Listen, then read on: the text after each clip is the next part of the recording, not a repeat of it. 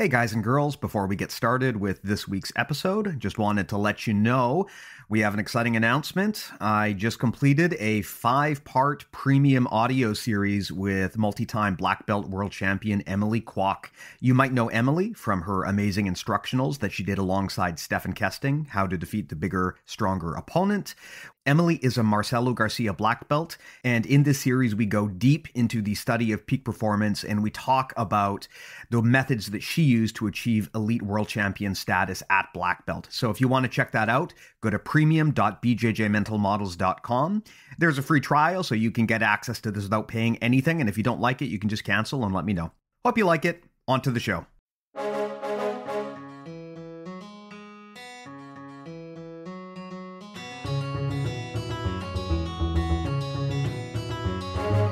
Hey, welcome to BJJ Mental Models, episode 146. I'm Steve Kwan. BJJ Mental Models is your guide to a conceptual and intelligent jiu-jitsu approach.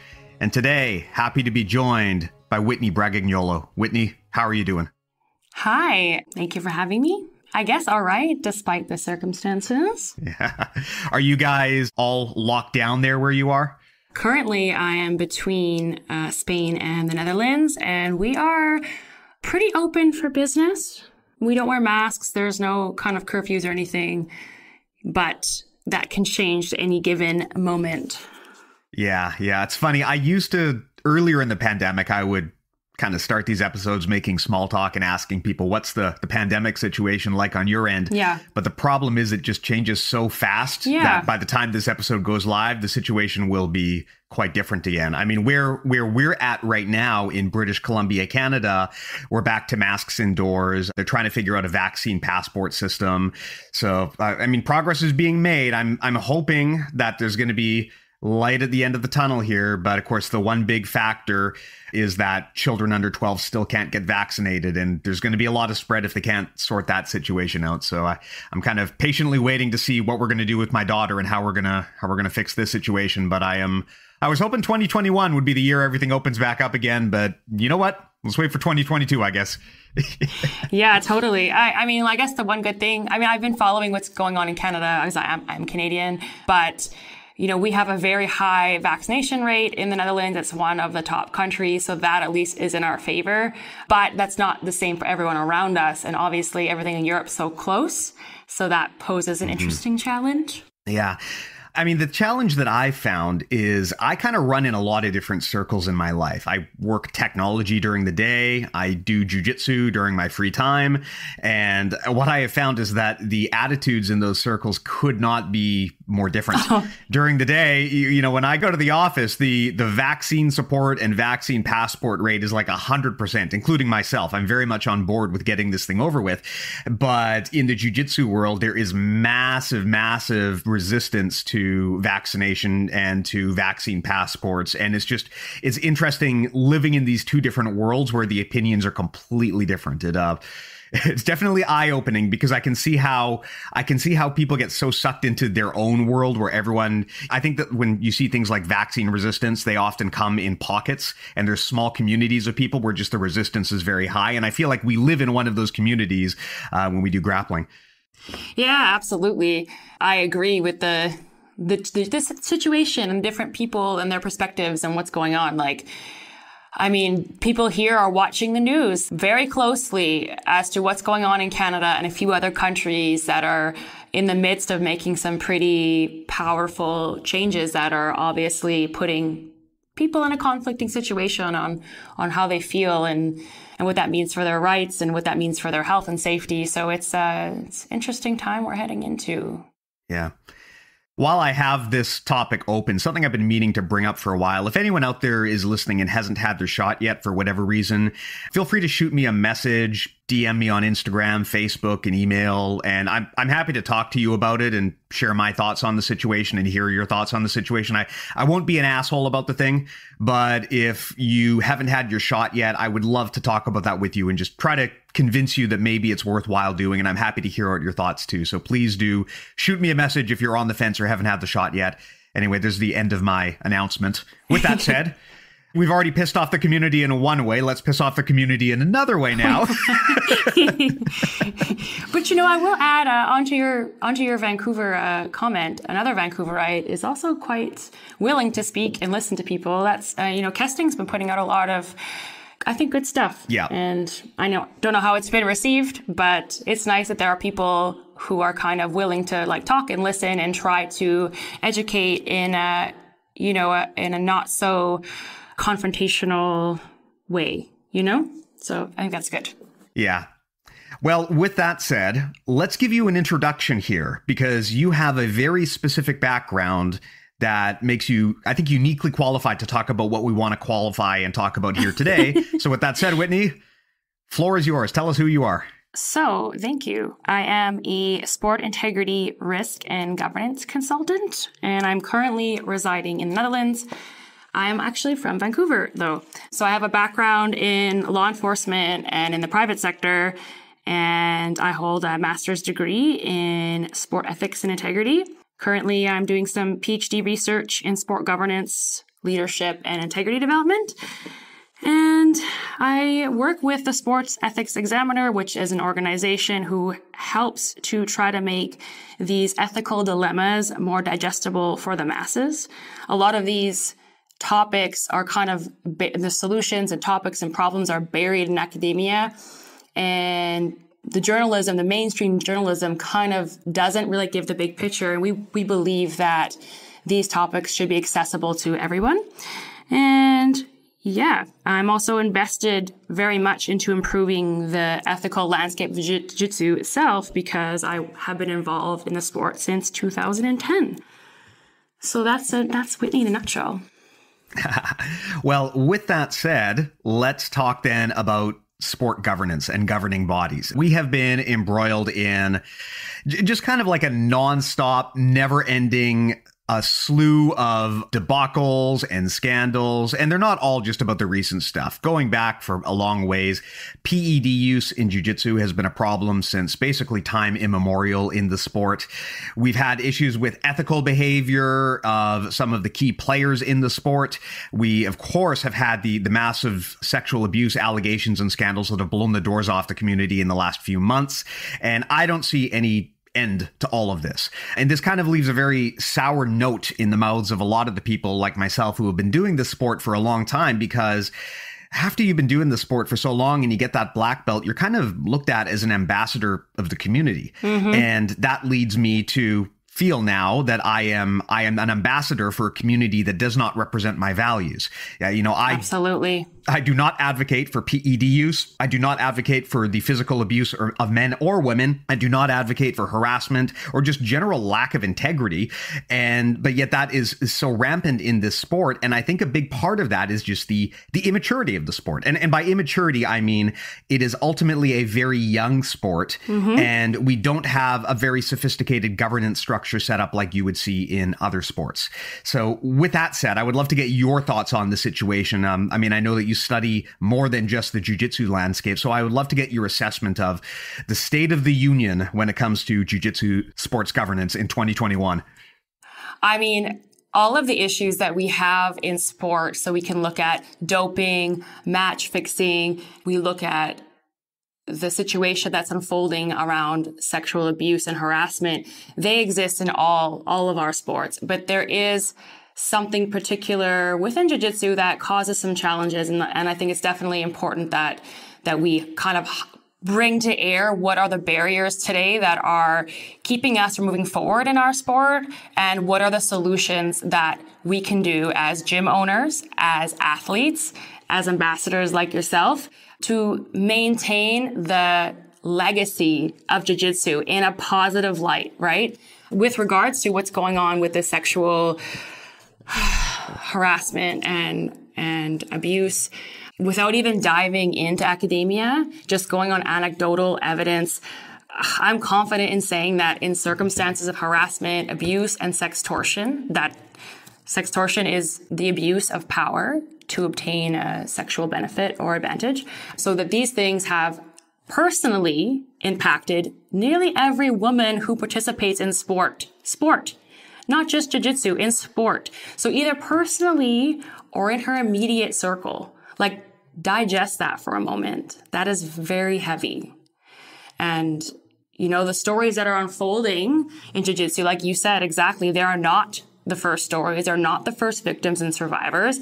Those of us who have been in the jiu-jitsu circle for some time know it's been happening for a very long time. It's very disappointing, but it's also a very different time. And I mean that in a positive way.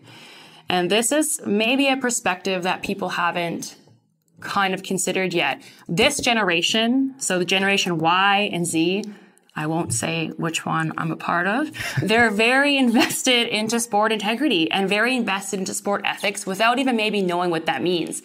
Basically, people want better and they know they deserve better. And that's something to not take lightly. These generations are key sport stakeholders. So what does that mean? We make up the athletes. That's the active ones, the newly retired ones, the future ones. We make up the current fans and supporters and parents looking for sports for our kids. We are heading into higher levels of sport management, or we already are there. We have more spending power and longer spending power than anyone before us. So earning our loyalty will get businesses a long way. And that's been proven more and more every year as these kind of things unfold.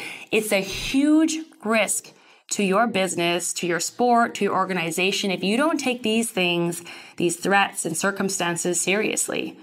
In the wider sport industry, there has been some progress in good governance to include more athlete input. But what's happening now, we're seeing it in jiu-jitsu, is these stakeholders are taking action into their own hands. Like, prior to social media, we didn't have that power. So people are banding together now and naming and shaming and, you know, taking a knee. And they're not wild demands. Accessibility, competition, respect, equality, excellence. You know, these are some of the values and goals and commitments of sport in a social practice. Like, these are reasons why we like to do sport, things that we expect from it. These are things that put sports like jiu-jitsu on a well-deserved pedestal in society. But many people are still willing to gamble with these kinds of integrity issues like we're seeing in jiu-jitsu. That sentiment that I've heard you talk about in your podcast, and I've seen it online, well, it won't happen to us, not our gym, not this city. You know, that approach is an approach destined for failure. And you said it yourself. This airing of sexual abuse in jiu-jitsu emphasizes such a huge vulnerability in our sport. The vulnerability is being unable to promote the sport and its core values genuinely. What's happening now does not represent you or I or many people who are practicing. And all the good of jiu-jitsu is being currently jeopardized by harmful actions which are being allowed to go on without any recourse. And it's really important for the reputation of jiu-jitsu as a trustworthy place, the ability of the organizations and clubs to consistently meet those values and expectations.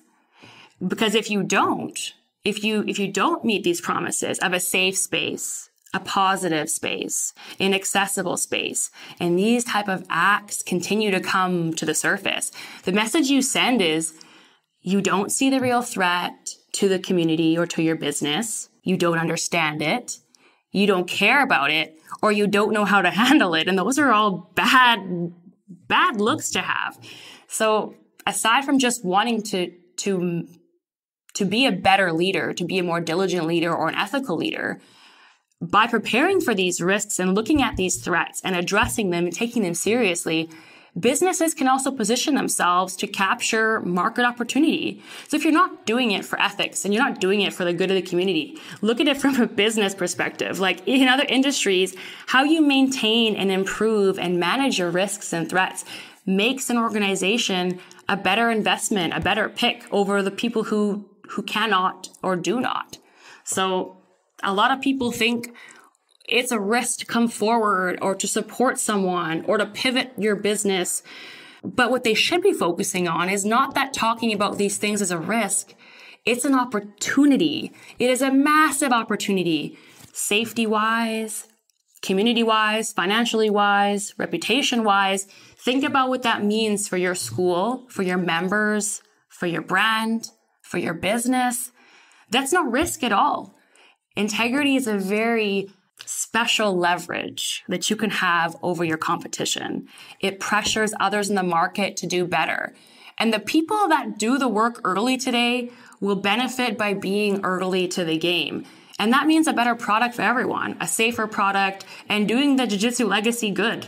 The numbers don't lie, man. A huge chunk of women and people have spoken. They are unhappy and they are connected more than ever before, and they're paying attention. People want to see, are you active when it comes to integrity? People want action and transparency, and they're looking for the good leaders.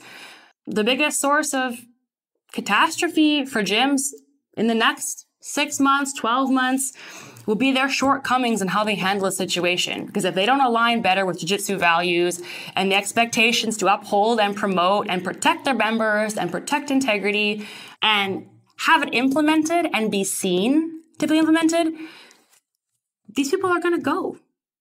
They're going to go to who's offering it. So are you contributing to change, or are you contributing to just this like complacency? That was really long. but I also think really insightful. And this echoes something that I actually spoke to Jeff Shaw about, the head instructor at Bellingham BJJ.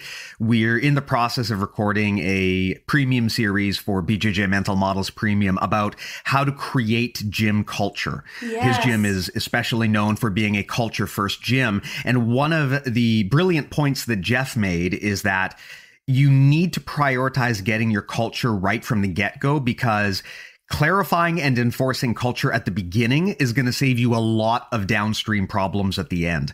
And I think we see this in a lot of the gyms that have been rocked with scandal recently. The main problem that they've had is that they failed to enforce, or in some cases actively tried to suppress, the scandals that were going on. Mm-hmm. And as a result of that, they allowed bad behavior to propagate, and it wound up blowing up in their faces 100 times worse than if they had just been very clear about their code of conduct at the beginning and just enforced it right away.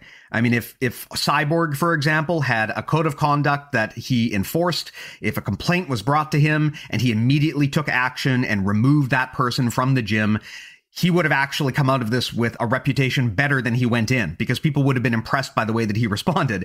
But instead, he waited for the problem. He tried to suppress it, basically, and tried to pretend it didn't exist and just hoped it would resolve itself on its own. And that is not the behavior of a leader. No. So what winds up happening is, by failing to take early action, you wind up creating a situation that is far, far worse for you as the owner and instructor than if you had just done the right thing from the get-go. And I think most people think, well, this could never happen to me. My group of people is a great team. It's a great group. Mm-hmm. I mean, first of all, it's a great group that you know of. One thing I've learned from jiu-jitsu and from life is that sometimes people might appear like wonderful people to you, but just because they're great to you doesn't mean they're great to anyone else. Mm-hmm. A lot of the time, offenders are very two-faced in their behavior, and the way that they treat you is not the way that they might treat potential victims.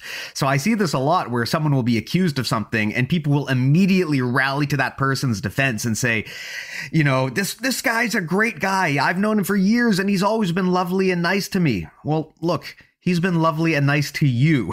That doesn't mean he's been lovely and nice to all of the people that he potentially abused. People can be very two-faced and duplicitous if it serves them.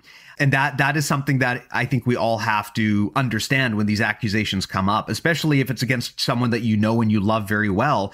You have to resist that initial urge to defend them before you've even seen the evidence one way or the other. I think that is a very big problem in the jiu-jitsu community, is that we don't proactively enforce the culture and enforce good practices. We wait until the situation is blown up beyond repair, and then we release these garbage statements on Instagram to try to make good on it, right? It would be much better if, like any other company in the world, we had policies for this kind of stuff. The people on the team really believed that action would be taken if there's an issue, which I think is another big part of it. Mm-hmm. So I think that we need to see that change. Now, what I would ask you is, to what extent is it really realistic to put that burden on the gym owners and the instructors? To what extent do we need a solid governing body that can actually enforce all of this for us? Is it realistic to expect that gym owners will across the world will all independently establish these values, or do we need a governing body like a lot of bigger sports have?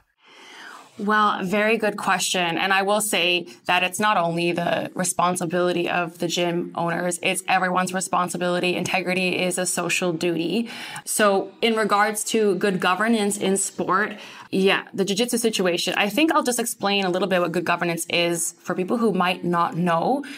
Good governance is just a set of principles and rules and regulations that attempt to ensure sports and sport organizations are run in a proper and ethical manner. There was a time when sport was not the money-making industry that it is today. It was just run by volunteers and played by a bunch of hobbyists.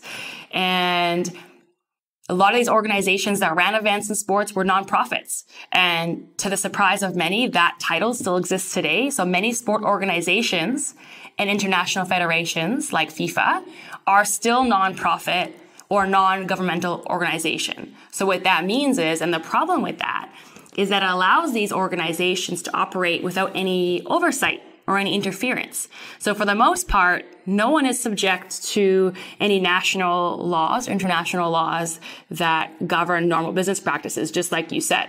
So what that led to is over the last decade, we've kind of seen scandal after scandal in sport, various sports, and in sport leadership. And basically what was agreed was that sport organizations lacked the ability to be able to prevent and respond to integrity threats. So that's kind of where good governance came in. There was a scandal in the early 90s, and that pushed the demand for a better oversight in these issues because sport is a huge pillar for human and social development. And if we don't address them with diligence, they will continue to negatively impact sport and make it an unethical place. So how does it work, good governance in jiu-jitsu? Most sports have a pyramid structure where you have the international federation at the top. There's a continental federation that follows that within your continent, and then the national association, a regional one, and it keeps going down to the local clubs. So for example, for football or soccer in your part of the world, FIFA was at the top. FIFA is the international federation. International federations administer the sport at a world level. They have the responsibility to manage and oversee their sport administration, development, promotion, and events. What evolved from that is organizations like the IOC and groups outside have made tools to help grade these organizations and give them resources to help them improve their governance. What do we look for in good governance? We look for good transparency, good democracy, that we have checks and balances, that we have social responsibility, that we have equity and diversity. We are holding the IFs accountable to set the tone from the top. And they are setting out rules and code of conduct and codes of ethics and rules for the sport so they can hold people underneath them accountable. And if you don't comply to these things, if you don't follow their rules and you don't follow their codes of ethics, you have punishments like fines, sanctions, bans, and those are also incentives to follow their rules. Now, with jiu-jitsu, there are several issues that inhibit good governance, integrity, and ethical growth because we don't have an international federation. We don't have it. Our sport evolved in a different way.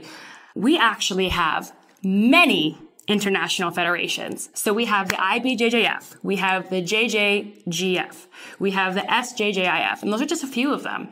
So none of these organizations are actually really able to enforce any rules. They can't enforce any code of conduct.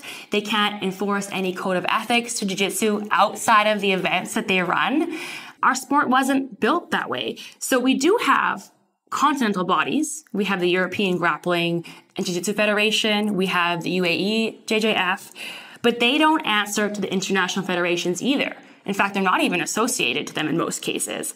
And underneath continental in our countries, we don't have widespread national associations. Jiu-Jitsu is organized by affiliations and families. We've got the GB, ATOS, Checkmat, Alliance. A different structure. This isn't the only sport who has a structure like this. Skateboarding and surfing, whose cultures are similar to jiu-jitsu, also rose to prominence without any formal structure, although they're both now in the Olympics. CrossFit's another one. So the current international federations in jiu-jitsu, and I use air quotes for that, they can't tell jiu-jitsu clubs and affiliations what to do or how to run their businesses because they don't have any power. If the IBJJF, and I hate to single them out, but if they said, you can't compete here because you broke the rules, and they tried to sanction an athlete or even an affiliation, it wouldn't have the same impact if the Olympics said, hey, Canada, you're banned. We don't recognize you anymore. And if I want to go a little bit deeper than that, if the IBJJF decided to ban, say, Alliance for their lack of diligence on a topic, how much money would they lose? And a lot of athletes, if we look at the athletes now, they don't even like competing in IBJJF. Many would be happily to stay in the Abu Dhabi Jiu-Jitsu Pro. And then we have a lot of affiliations and athletes who don't care about competition at all. So how do you sanction them or incentivize them to follow your rules? This is a great point, and I agree with you totally, because one of the interesting things about the power structure of the jiu-jitsu landscape is it's almost like a bunch of tribal fiefdoms with warlords that are competing for territory. There is no one governing body. There are teams. There are tournament bodies, but like you said, one of the weird things about them is that there isn't just one. It gives people the ability to jump from one to the other. And even for the tournament bodies that do exist, they either are very lax in the enforcement of certain rules. I mean, Abu Dhabi famously does not even prohibit steroid use. Or in the case of the IBJJF, they may have so many conflicts of interest that it's very hard to take them seriously as a governing body.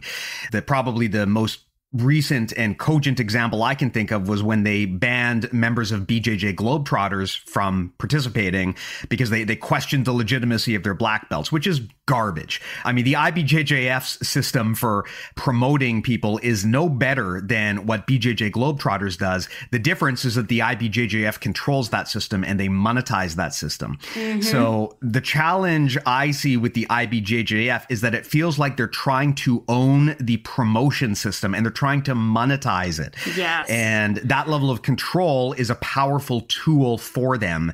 Robert Deagle is in IBJJF jail at the moment because due to a technicality, he is not recognized as a black belt, but they also will no longer recognize him as a brown belt. So he is unable to compete under the IBJJF tournament structure until sometime in 2022, which is ridiculous. You're taking an athlete in their prime years, an elite level grappler, and you're telling them that due to paperwork, they can't compete. No one questions that Robert Deagle is an awesome, legitimate black belt, but due to this paperwork technicality, he can't compete. And I really feel like this is just the IBJJF trying to enforce control over the promotion structure.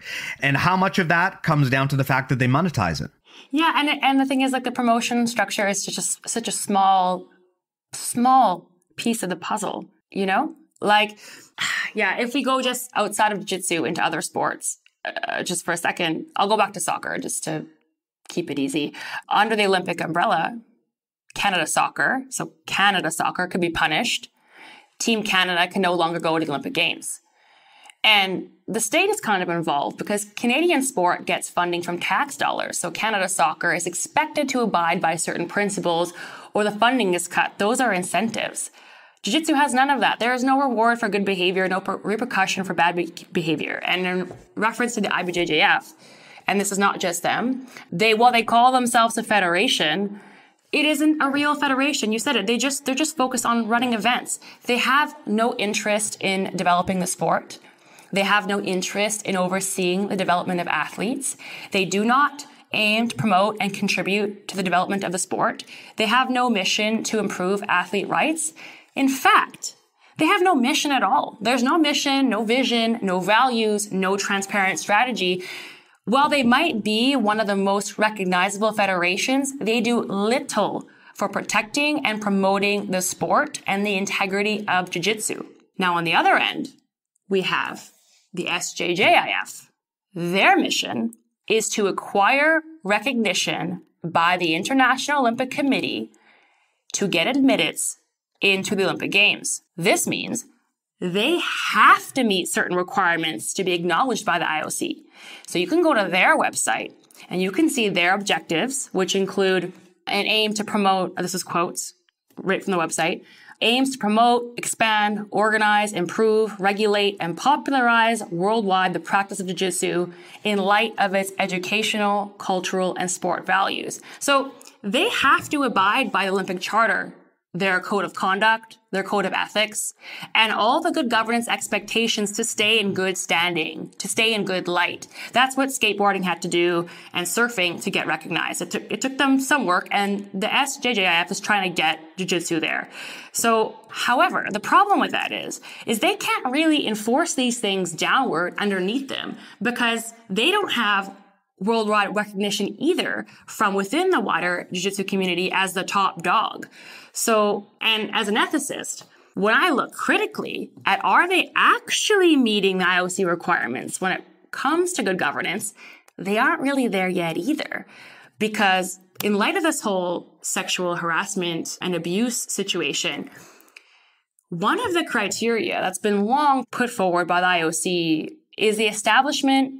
No, not long. It's only been a few years, but long enough for the purpose of this topic and conversation. They ask for the establishment of a confidential reporting mechanism. So like a hotline for whistleblowers, for people to call in and report stuff.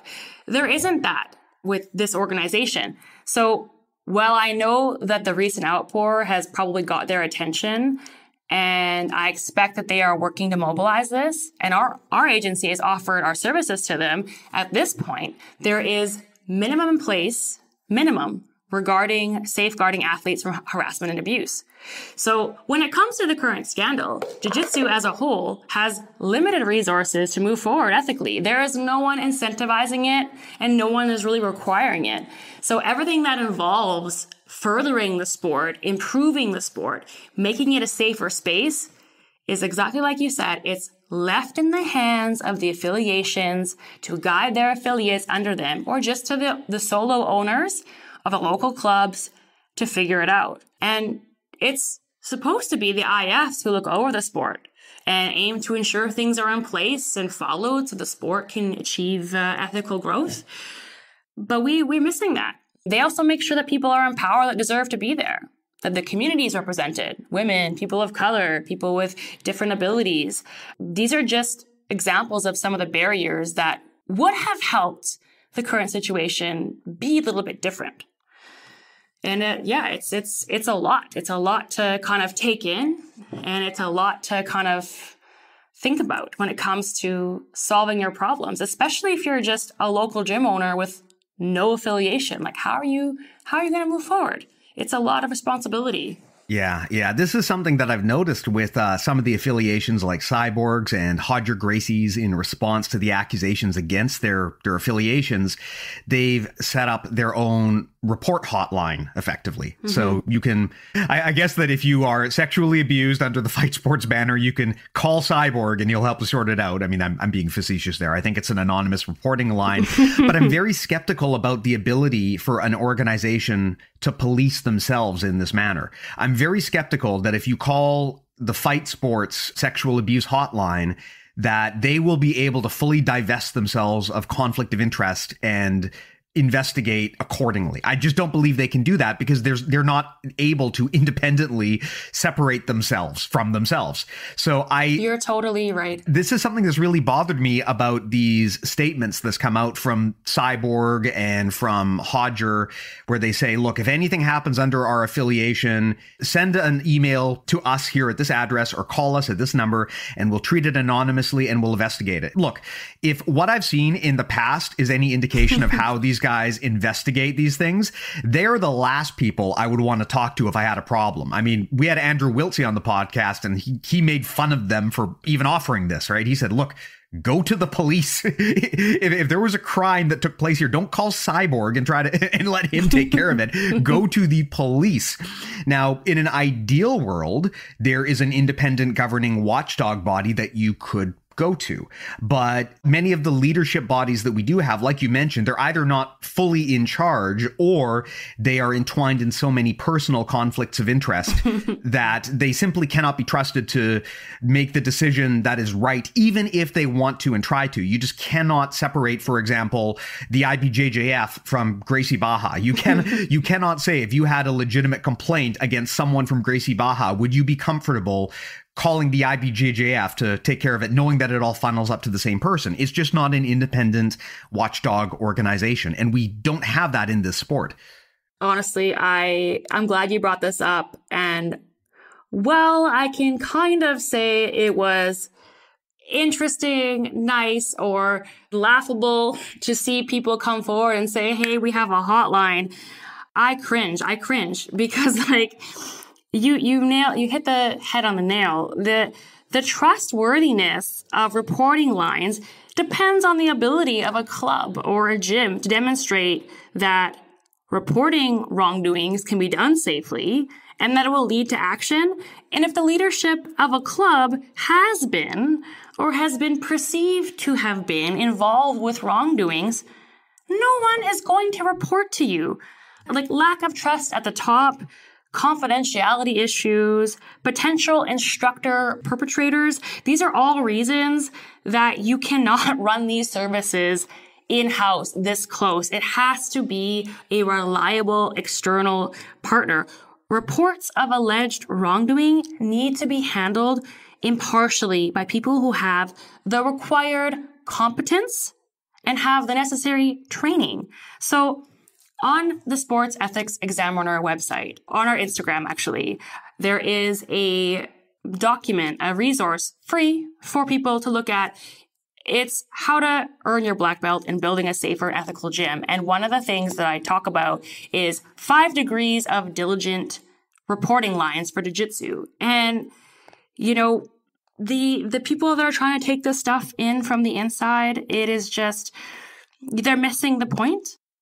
What we recommend is if you're very serious about making a reporting line and doing this duty to your members and try to build a safer space, you need to link up with a qualified, registered mental health professional in your area. So a psychotherapist, a social worker, a sports psychologist, a trauma therapist who can partner with your gym, your club, your affiliation for a reporting line. There is likely nonprofit professionals in your area who do this type of outreach services in your community. Now, these are certified professionals who are far better equipped than Mr. Black Belt, whoever, to give survivors and victims and people access to appropriate resources. That could be psychological support, law enforcement, legal avenues. They are the ones who are fit to provide this advice, unbiased, confidential, and gender sensitive. Not you. Like, stick to what you're good at. This is not your area. Like, it's time to involve external people to remove that conflict of interest and move forward in a practical and effective way. And I think it's probably worth pointing out, too, that the psychotherapist or counselor who is providing the service to you cannot actually train at your gym. I think that's probably worth pointing out, because I know that in the jiu-jitsu world, we do a lot of skill swapping. And the first thing that's going to come to a lot of people's minds is, well, you know, Jennifer trains here. She's one of my blue belts and she's a therapist. Well, no, you can't have a true avoidance of conflict of interest if the anonymous reporting hotline person actually trains under you. That is not going to solve the problem. If you are a white belt or a black belt and you are a therapist, you cannot be providing these services in your gym. Yeah. It's sad that we have to mention that, but yes, you need external, unbiased, professional help. Mm-hmm. Yeah. And also making these actions and communicating these steps. So if you have never had a code of conduct, if you've never had a code of ethics, if you are thinking about putting in a reporting line and you're making these steps, these things are huge in improving transparency in your organization and building trust. Mm-hmm. That is so important in shifting a culture, especially the culture that's going on in jiu-jitsu. Well, let me ask you a question here, because something that I get is a lot of pushback whenever an accusation is levied against someone for wrongdoing is they will say, They'll say something to the effect of, well, he was never actually charged with a crime. Or if he was charged, they'll say, well, he wasn't actually convicted of a crime. Or in some cases, they'll say, well, what he did, that, yeah, he creeped on women, but he never actually assaulted them, so it's okay. And I would argue that we need to hold our athletes to a higher standard than did he do jail time. I mean, obviously, if someone did jail time, if someone was convicted of a felony and went to jail for it, then yes, that should bar them from training with us or teaching at a gym or holding any position of power. But even beyond that, and sometimes it doesn't. Yeah, and sometimes it doesn't, and I can give examples. But even beyond that, I would argue that if we want this sport to represent the best of us, we have to have a higher standard of conduct than, well, he didn't go to jail for it, so therefore we need to treat him like he's innocent. And I see this a lot where when people are accused of things, there's massive pushback, and they say, you can't ruin this person's life because of just a few unproven allegations. I mean, look, we need to have a different standard of care for how we operate in civil society versus what we do at the criminal level.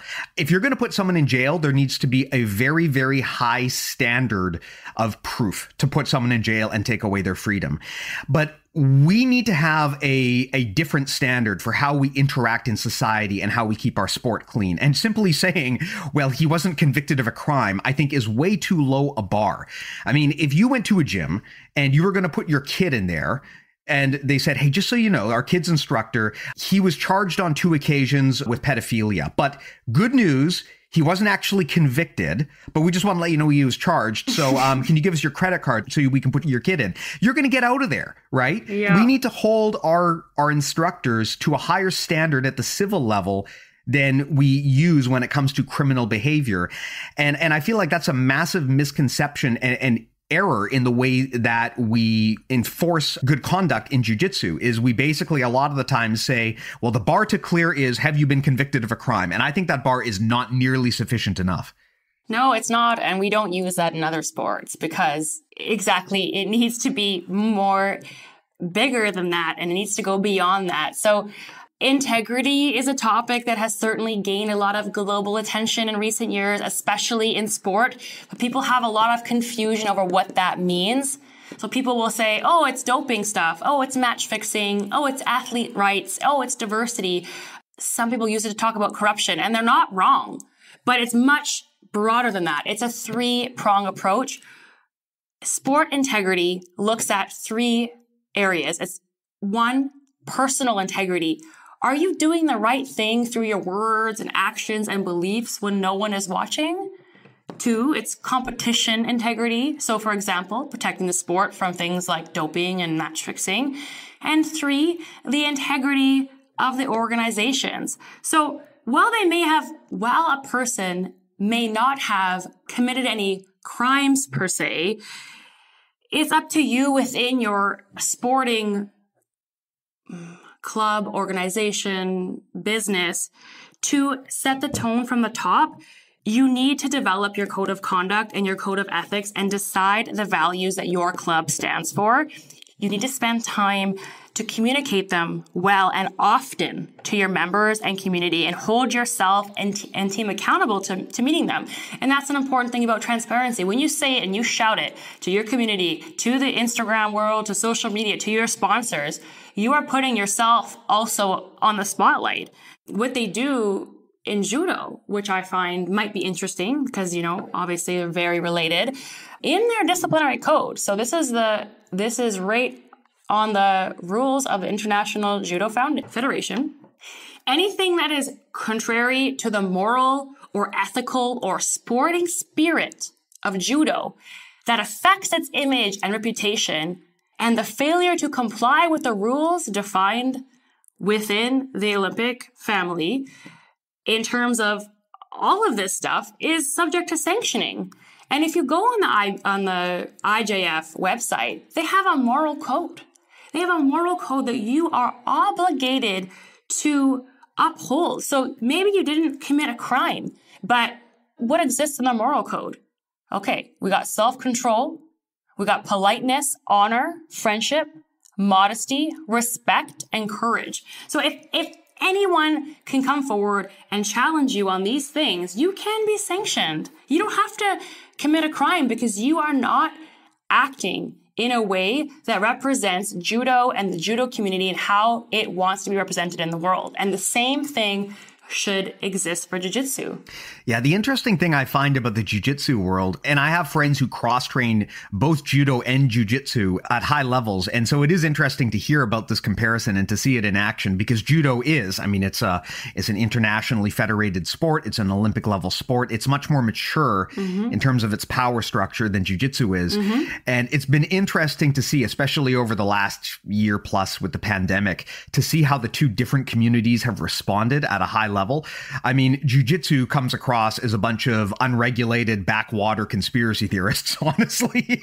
Whereas judo, I mean, I'm not going to say that judo is the pinnacle of what you want a sport to be, but they're way more professional in terms of the way that they deal with crisis and the way that they treat their community and in terms of how they enforce things. And you would expect that because they are an Olympic sport. They are regulated at that level. And the difference is completely apparent to anyone who sees it out of the gate. And I do feel the pain of someone who wants to do the right thing as a jiu-jitsu gym, because like you said, they can't just join an international jiu-jitsu federation that will solve these problems for them, because no such thing exists presently. So if as a small gym, you want to build a gym with the utmost care and the utmost moral integrity, you have work to do, because you can't just register under this affiliation. No. You have to actually set up your own code of conduct. You have to vet any affiliation that you want to join. You probably need to set up independent governance. That's not cheap, right? So there's a lot of things that you have to do if you really care about the stuff. Whereas in judo, the structure exists and people can just bolt their gym right onto it. So I think that's a marked difference that you see. Jiu-jitsu is, and this is maybe just part of the culture of jiu-jitsu, it's very casual, right? Jiu-jitsu, you can't even get people to show up to class on time, including the instructor in a lot of jiu-jitsu gyms, let alone get them to follow a code of conduct. So I know that casual atmosphere is part of the unique character of jiu-jitsu, and one of the reasons, honestly, why I think people love it. But at the end of the day, sometimes it does lead to a lack of discipline on matters that are really important. Absolutely. And I kind of touched on that and a little bit in the beginning, is that, yeah, there are other sports as well. I mentioned surfing and skateboarding who came from that similar kind of carefree, no rules culture, and they've evolved. And people thought that skateboarding could never be formalized, that surfing could never be formalized.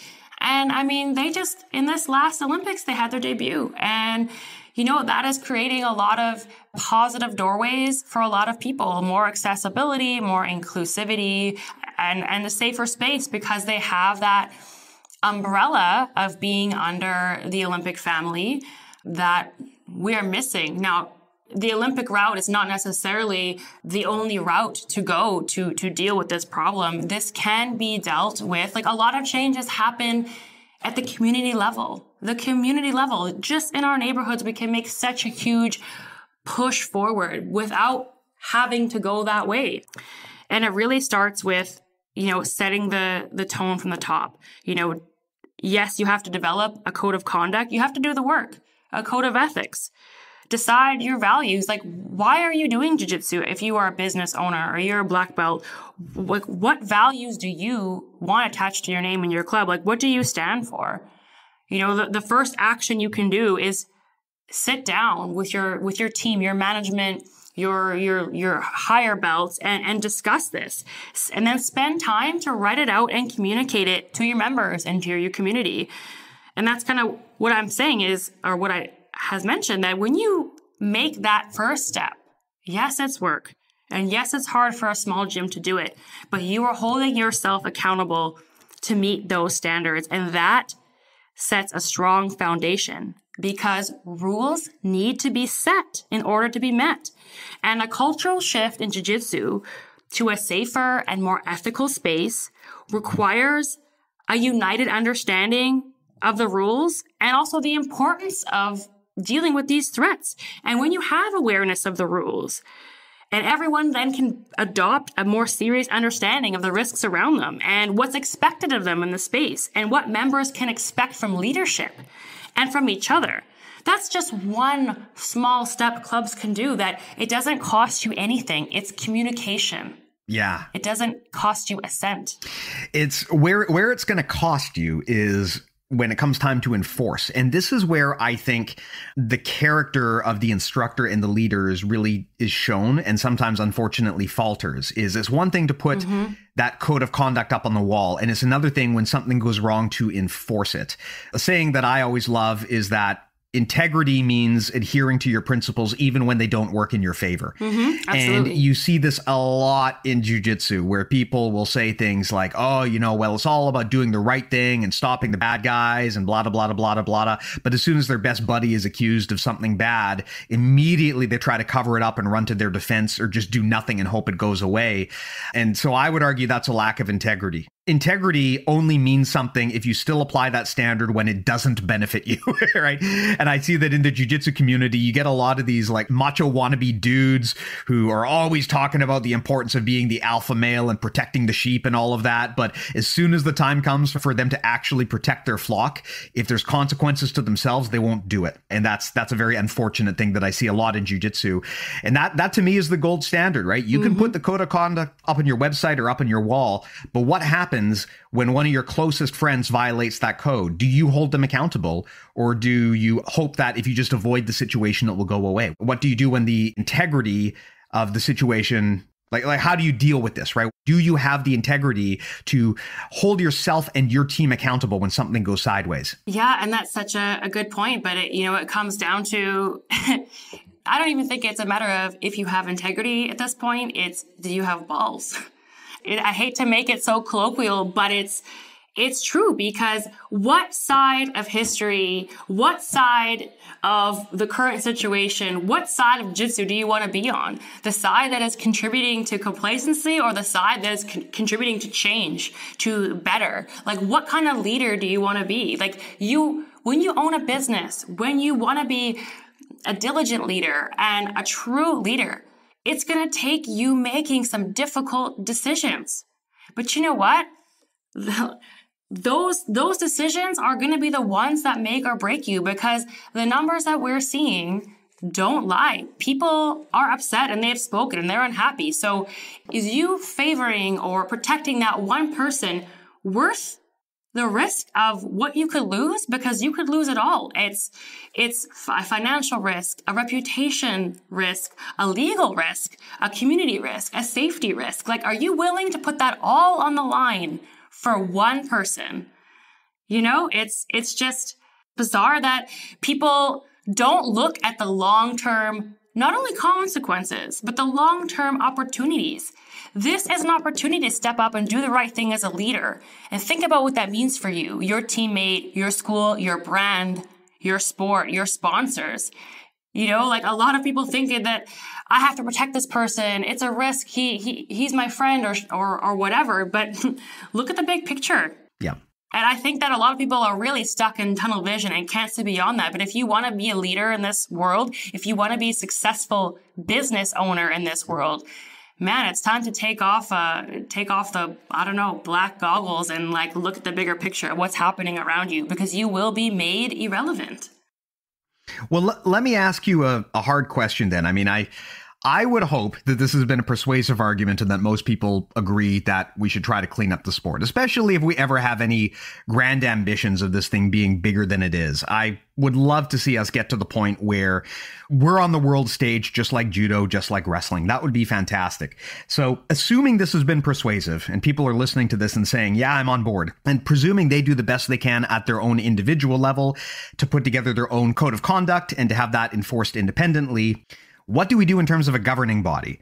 Because I think we've demonstrated here that it's going to be very hard to solve any problems without a legitimate governing body. What can the average jiu-jitsu practitioner on the ground do to help move that needle towards a world where we actually have that? Because it seems like such a massive, unsolvable problem.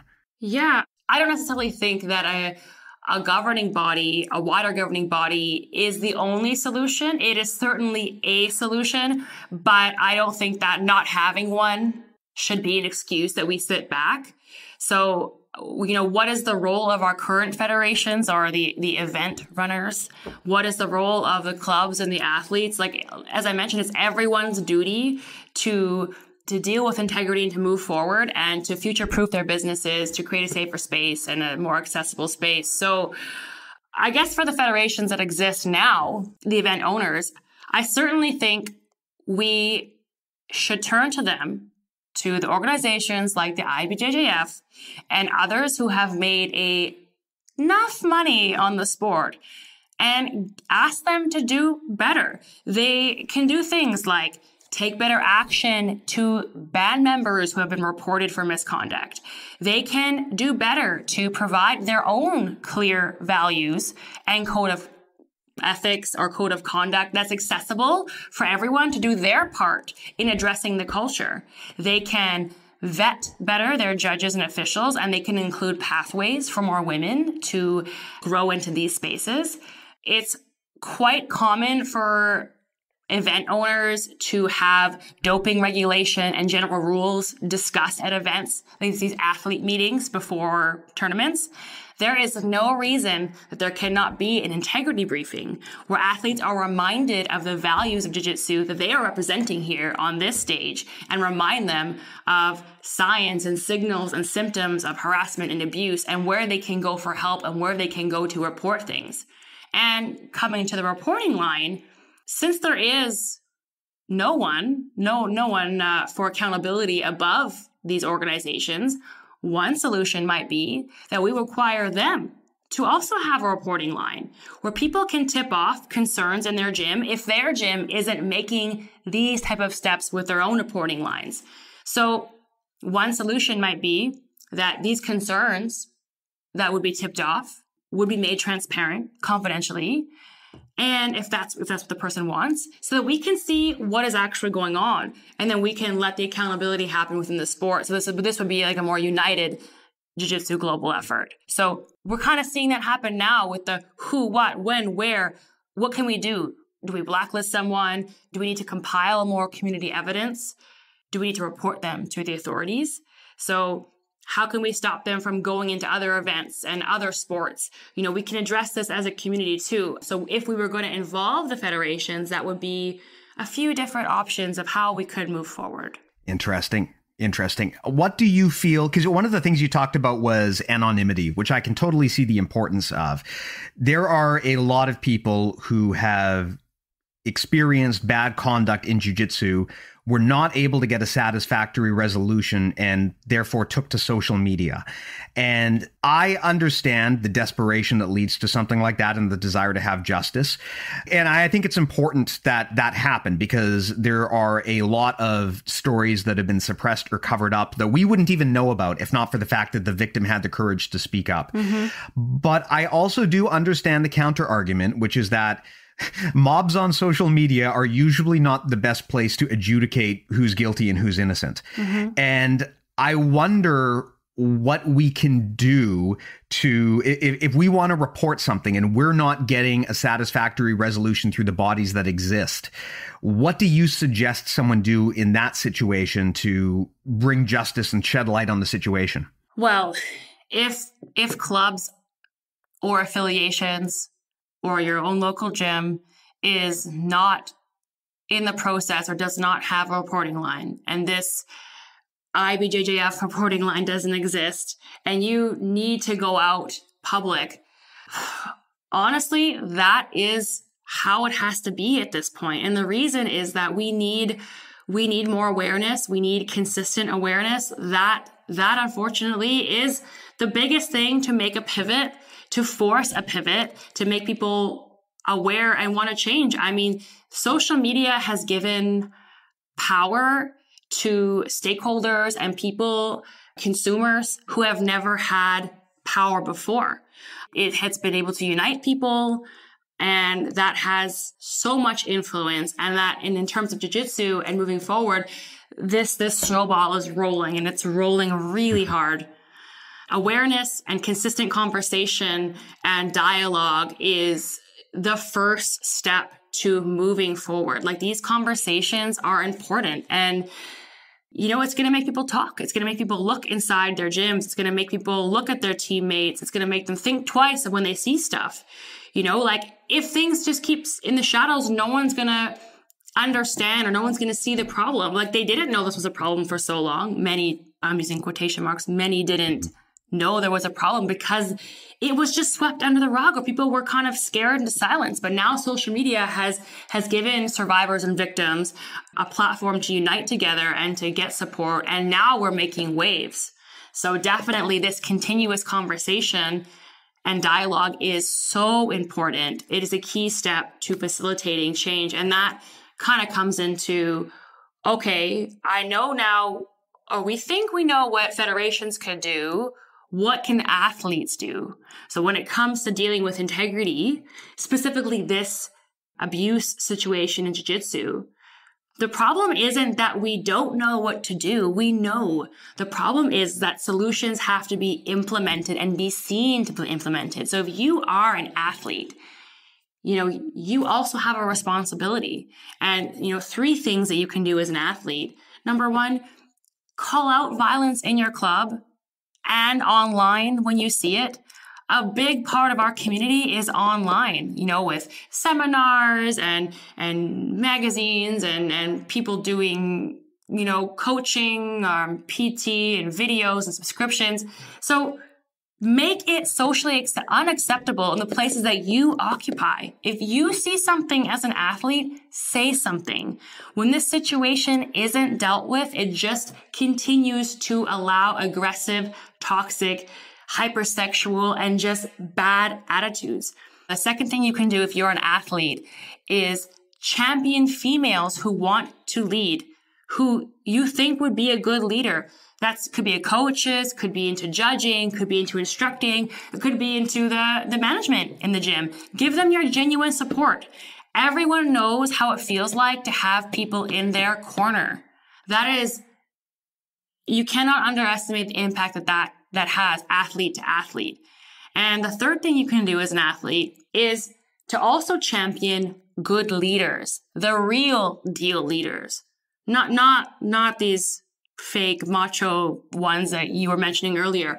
More than ever, people are watching and using social media to mobilize power, like I said, and share demands to the businesses and organizations. So we are uniting, we are naming and shaming, and we're protesting, but we also can enthusiastically celebrate positive action. So for every scandal that's going on and every bullshit, situation that is coming to the surface, we can share who is doing the opposite. Let's share who's doing the work to curb it. Let's shame those who have chosen to stay behind and be complacent, but let's put the leaders into the spotlight. Basically, your words and actions as an athlete ally, do have an impact to protect people and to help create a stronger culture, a safer culture, and a more ethical space with an improved reputation that much better aligns to jiu-jitsu values. Imperative. I agree completely. You know what my fear is, especially after the last few months, because I think to some extent I'm already starting to see it, is I fear activism fatigue. And I fear the argument that we should shut up and train and not focus on the stuff and move on past it. And I don't know if you read that awesome study by the anonymous person, Valkyrie BJJ, about sexual abuse in jiu-jitsu. But that study was specifically called Shut Up and Train. And I suspect a big part of the reason why was because that is a predominant attitude amongst a lot of grapplers. They don't want to hear about anything but the actual mechanics of jiu-jitsu. They want to go in, they want to train. They don't want to hear about the seedy behavior. That's not why they're involved. They don't want to hear about activism. They think it's a bunch of virtue signaling or social justice warriors. I think a lot of people just hope that this is just a fad that goes away and that people stop talking about it. But I think what is imperative is that we don't stop talking about it, that we continue to talk about it. There also seems to be this weird perception I've noticed ever since, the taking a knee thing in the NFL. There seems to be this weird perception that athletes should just shut up and do athletics and that they have no business being advocates for anything. And I have always found that to be kind of weird because athletics and advocacy have been intertwined as far back as I can remember. I mean, it's not a new thing that an athlete would use their stance to do social good or to fight for a cause they believe in. That's not a new thing at all. And I do fear that people will use that argument and they'll say, well, jiu-jitsu should just be about jiu-jitsu and it shouldn't be about taking an activist stance or any of this. It should just be about sparring. My concern with that is sweeping very serious problems that we all acknowledge exist, I hope, is sweeping them under the rug if we just say shut up and train. Oh, absolutely. And the thing is that people seem to forget is that athletes are humans first. They're humans first. And you can't ask someone to turn off a part of their life, whether it's sexism, racism, ableism, all these different types of things and intersections that may be causing harm in their life. You can't ask them to shut that off. And when people say, oh, we should only train and jiu-jitsu should only be jiu-jitsu and we should leave this politics out of sport, there has always been politics in sport. There's always going to be issues in sport. Sport is something we say in ethics is that sport is a reflection of society. So the problems that we see on the outside world, abuse, racism, nepotism, corruption, they don't stop at the door of sport. So I mean, on the other hand, that means that the good stuff goes through the doors too. We just need to continue to make those good doors more accessible within our community and let the others know that they're not welcome here anymore. And neither is the ignoring and complacency around these integrity issues. Fantastic. Well, we covered a lot today, Whitney. Is there anything that you wanted to get into that we didn't cover? Any closing thoughts? No, I guess I can say that if you genuinely are a gym owner, whether you are under an affiliate or not, and especially if you are just like a lone wolf out there, because we know those clubs exist, and you want to make a safer and more ethical gym, if you go on Instagram on the Sports Ethics Examiner, we have a free kind of ebook or carousel that you can swipe through of steps that you can make, that you can action, that cost $0 to actually make a effective and immediate change in your space. And that includes how to also move forward with a reporting line if that's something that you're thinking about. So that is there for you as a resource to move forward. In addition to that, our agency is offering to help out 3 gyms who might message us or who want to message us to work with us for some help in this area. We will extend that out to the community around the world. We are operating in 5 different continents. We speak 8 different languages. So we are really committed to helping the jiu-jitsu community move forward in a more safer, ethical, and accessible way to uphold the values that we all love and we all want to champion in jiu-jitsu. So again, if you want to reach us, that's the Sports Ethics Examiner on Instagram. You can reach out and we're here to help you. So if we're putting the door open to 3 gyms, 3 clubs, 3 affiliates, 3 affiliations, doesn't matter. We will try to help you work through this and help you become a leader in this new wave of moving forward. Awesome. And of course, if you want to reach out to me, learn more about what we do, the best place to do that is the website, bjjmentalmodels.com. There's a contact form as well as links to us on social. We're pretty active there. So good way to get a hold of us. Also to check out all the back catalog episodes and our big database of concepts, get on the newsletter, lots of stuff you can do there. And of course, if you want to check out our premium experience, the way to do that is premium.bjjmentalmodels.com. That's where we keep all of our courseware content, our direct coaching content. If you like the stuff that you hear on the show and you want to work directly with us and our community to apply it to your game, that's the best place to do it, to join Premium. Again, premium.bjjmentalmodels.com. There's a free trial, money back guarantee. Doesn't hurt to give it a shot. So I ask that if you like the show and you find this stuff useful, please do consider doing that. Whitney, thank you again so much for coming by and for having this very important conversation. It's awesome to be able to talk about this stuff to someone who studies and works with these problems on a daily basis, because I think within the world now of jiu-jitsu, we're starting to get a better handle on the fact that these are real problems that we need to solve if we want to see the sport grow to the next level. But I also think that most people are just not equipped to do that. So any awareness that we can drive to tools like yours are extremely helpful to the grappler. Yeah, I just wanted to say that I also applaud you for keeping the conversation going, because obviously sometimes the dialogue can fizzle. Things are happening in our communities with COVID and back to school, and things kind of might fade out, and we can't let that happen. And I really appreciate it. I know the community appreciates people like you using your platform, using your stance, and using your voice to really be a solid ally, and not only for women in the sport, but for the future of the sport and for the legacy of the sport. So that's, well done. It's really well done. Thanks. I greatly appreciate it. And, hey, for every one hate mail message I get from some weird steroid using incel who's upset about talking about this stuff, I get about 100 other messages from men and women around the world who are glad that this stuff is being talked about. And they're hoping that now finally we can see some action. So if I can be a part of that in any way, I'm happy to do so. But again, thank you to you, of course, and to all of our listeners. As always, I really do appreciate the time. Thanks for listening, and we'll talk to you guys next week.